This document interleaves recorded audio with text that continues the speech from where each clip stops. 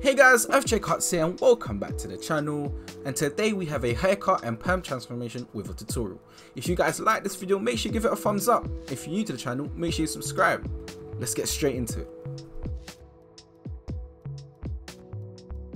Alright guys, as you can see, we are doing a taper fade on him. So what I'm doing here is I'm clipping up the hair on top that will go into perm later on. He wanted to keep it as low as possible, so I'm just clipping up hairs that is long enough to perm. So if it's not like straight like a man bun with his sectioning, that's fine. As long as the hair is long enough, just clip it up and then just try fade less hair. But as you can see, I'm combing it down of the hairs that's not clipped up, and you want to do the same thing on the other side. Now with a 2 guard open, I'm just removing the bulk on the sides. This is like a taper fade guys, so I am removing the bulk from like the whole sides, including around the ear. And now I'm using my Slimline Pros and I'm making that first guideline guys, slightly into like a curve, so it kind of pops more, so it's not too low and not too high.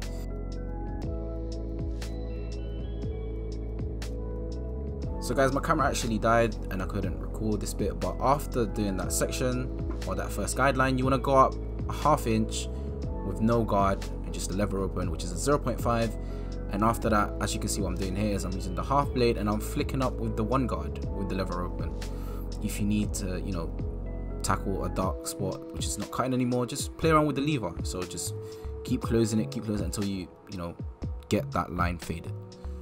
And to make it easier to get rid of that harsh first guideline, I'm using a 0.5 guard with the lever open and I'm flicking out from the bottom guys. Remember, just use the half the blade and just flick out.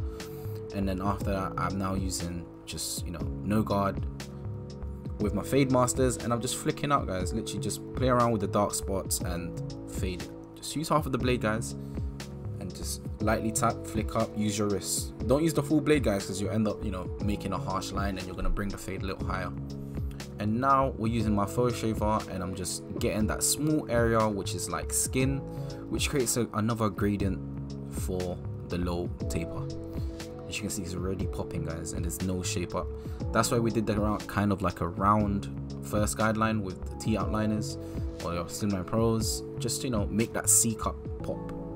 And now I'm just going in with my fade masters and I'm just cleaning it up with the fade, using the corners, flicking up. Just play around with the lever guys, that's all you have to do.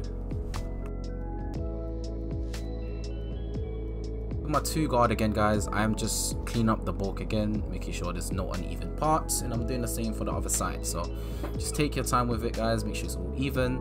It's not really going to be seen because the curls will drop, but you know, so it grows out more evenly and it looks much better as it, you know, time goes by. And now I'm doing the same thing as I did to the side guys. You use your Slimline Pros, you make that first guideline, your bolding line. You don't want to make it too low nor too high. You want to make it so like it's good so that the hair will drop down into the fade. This time I'm using my faux shavers next to just clean up and make that next gradient of like skin to 0.5. And now I'm going up with the ½ inch again guys with the fade masters and I'm brushing down, making sure the hair is all flat. And now with the 1 guard, I'm going up ½ inch again and I'm making that second guideline guys. And now with the 1.5 guard, I'm flicking up the last guideline we just made, which was harsh. Guys, you don't want to dig into the hair now. You just want to flick up, because if you kind of dig in, you're going to lose that contrast of like darkness at the top, which is kind of like the bulky part with like a taper. So you just flick up after like 1.5 guard guys. You don't want to dig in. And now with the 1 guard, I'm just flicking out the guidelines we made from the 0.5 to the 1.5. You can just play around with the lever guys. Always start with the blade open, and if it's not cutting anymore, just slowly close lever, making sure you're not overly cutting, which will bring up the fade, but just slowly bring it down. You know, just take your time with it guys. And now you know, I'm using no blade after I faded the top, and I'm just cleaning up that harsh line we made guys. As you can see from before, I didn't make my bolding line like a shape up where the trimmers are facing down.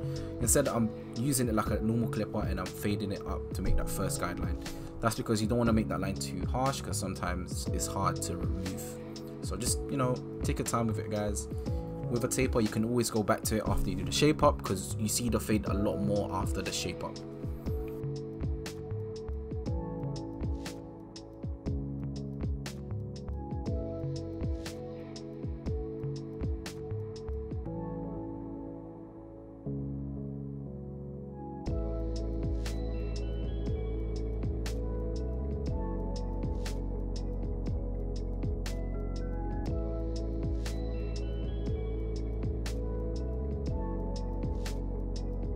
So guys, as you can see, like I said before, I am going up instead of digging into the hair to make that first line, making that round shape again. And since I couldn't show you guys earlier, so this is the second guideline we're gonna make, which is the 0.5 no guard with the fade masters, and I'm going up half an inch again. And this time I'm going with the beard as well, just fading it out so it looks a lot cleaner. He wants to keep the beard long, so what I usually do is I just fade the top bit where it meets the skin. And now you just want to follow the same steps from the other side and just take your time with it, guys. Remember, if the fade doesn't look too clean yet, just give it time. After you put the shape up in, you can always go back and just clean up the fade, because the taper fade, guys, is very intricate. It's not something that, you know, you can literally rush into it. It takes time. You guys, you know, some people say, why is it still the same hair like price as a haircut? Because taper is still very technical, as you would say.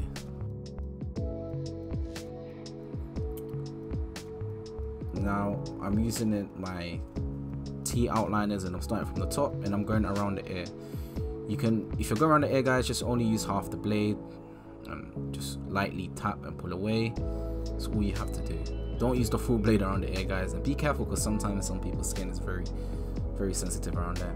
And now you can use the full blade for the back. Try not to push him too far back at the back, guys, because when it grows, it just looks nasty. So just use half the blade and go around the ear, slightly tap and pull away.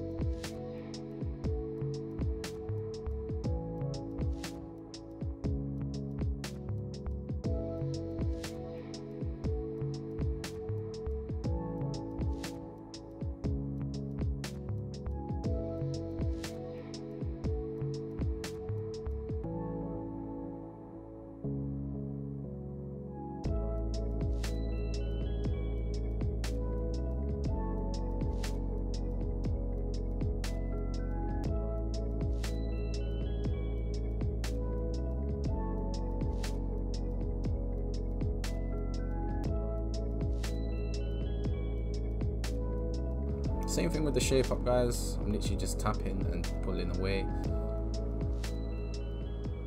He wanted to keep some of the fringe there, so just tap and pull away.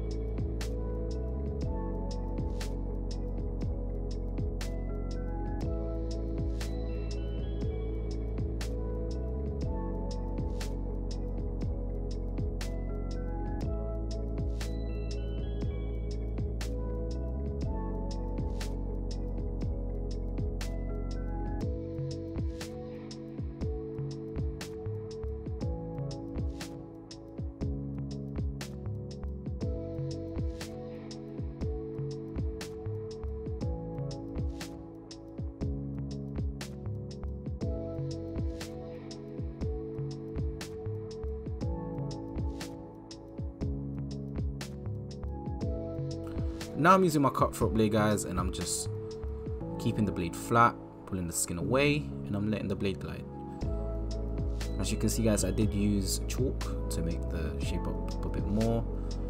And when you're going around that C cup, guys, make sure you're careful because you can literally dig in. Just take your time with it, guys.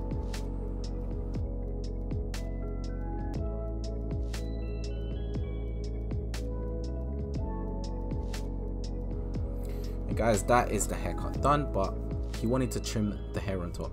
So now after, you know, wetting it, I'm just combing through and I'm making sure it's all even.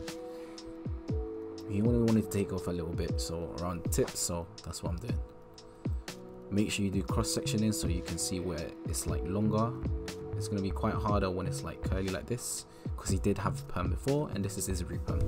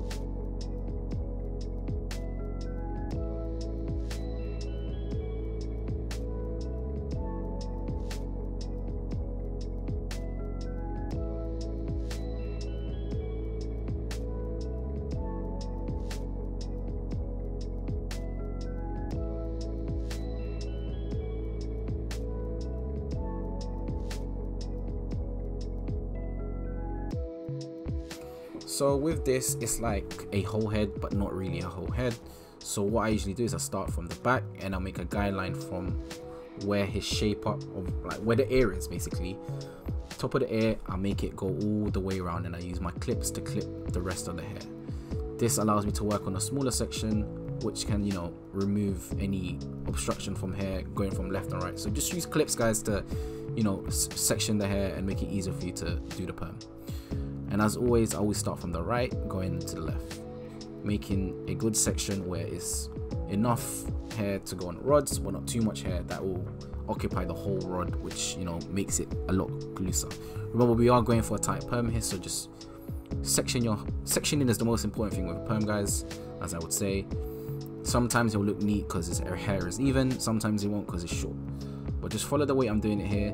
I'm going about like a centimeter and I'm making sure everything is neat, everything is wet, and I'm using my end papers and I'm getting every single hair there as I can, and I'm clipping the end and I'm gonna just roll it backwards. This will allow the hair to stand up a bit more, give it that natural look towards the roots, because you want to get to the roots, you don't want it to hang or, you know, just be wavy towards the roots. So you want to just put the end paper in, pull it towards the ends like this, put it towards the ends, make sure the hair is wet. You want to get your rod just slowly, like, you know, not too far to the end, but enough so that you can go around and clip the ends once you roll it.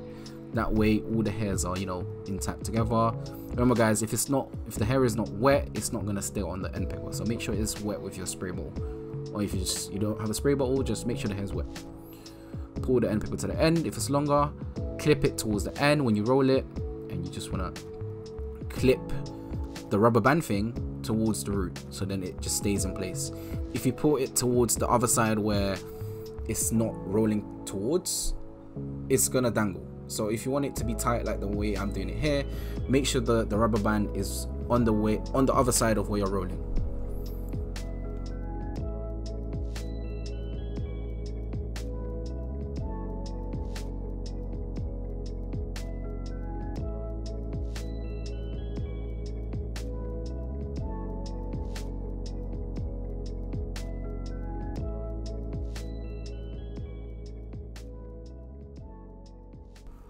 So guys, after doing the back, where you're doing the same thing, sectioning and going towards the left. After you've done all of that, you want to move towards the front, and now you can just continue the pattern that you're doing like I've done here. From the right side, you can continue to the front, and now I'm sectioning the front again, making sure there's enough hair for each rod.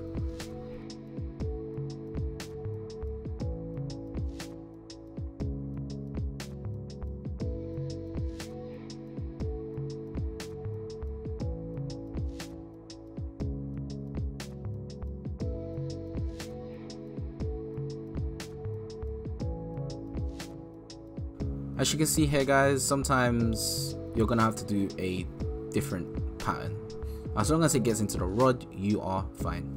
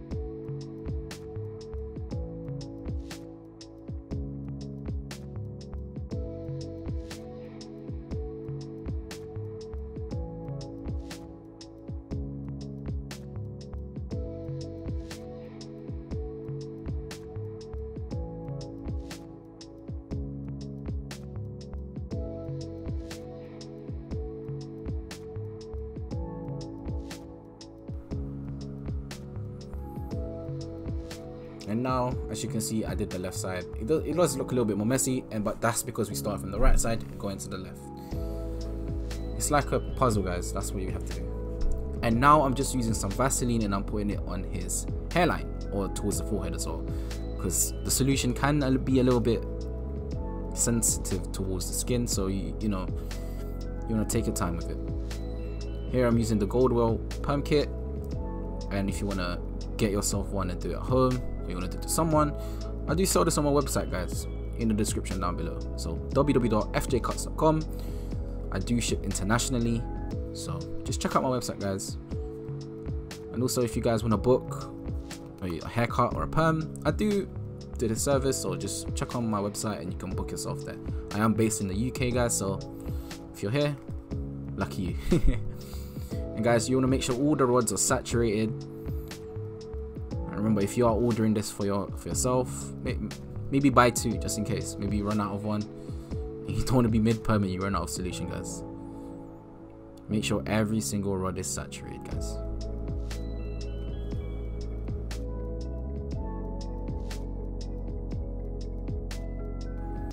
And now you're gonna use a towel and just wrap it around his head, let the water drip.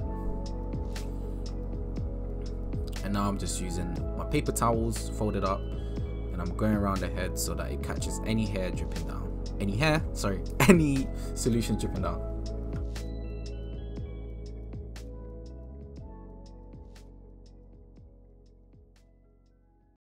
And now I'm putting the self-heating cap on, which is not really self-heating, but it just locks all the heat there already and locks and makes it do its thing, guys. Just does magic. I do sell this as well, so just check my website. And you want to leave the solution in for an hour. After an hour, guys, you want to rinse it out and then put the second solution in, which is the perm neutralizer. Make sure everything is rinsed, guys, before putting the solution in, because this is what's going to lock in the curls. The Goldwell perm kit does come with both solutions, guys, the perm neutralizer and the perm solution being the first, perm neutralizer being the second. And after 10 minutes you want to rinse it out. Make sure you get everything so it doesn't smell of Perm after the 2 days, you know, where you can't rinse it. So just rinse it, guys. Make sure you get everything. Want to let it drip a little bit, and then use a towel to catch any hair. Why do I keep saying hair? Any water dripping down. Now remember, guys, you can't wash your hair for 2 days, and this will last you quite a while, guys. My perms usually last about 4 months minimum, but if your hair does grow quite quick, people you tend to come back for a re-perm after like 3 months. Perm doesn't really go away because it is like permanent. It just loosens up over time. It will tend to loosen up more around like the 3-month mark. Some people you actually come like once a year or like once every 6 months to get their re-perm.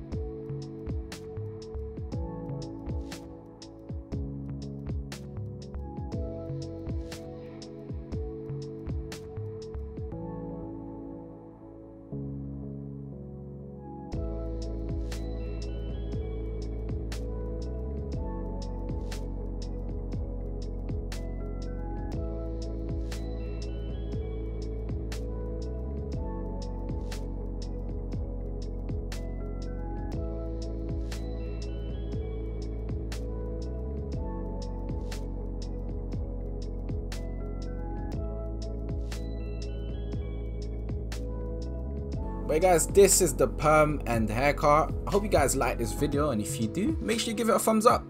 If you're new to the channel, make sure you subscribe. Guys, we just hit 100k and I appreciate every single one of you, but I'll talk about it in another video. And again, guys, hope you guys stay safe. Peace.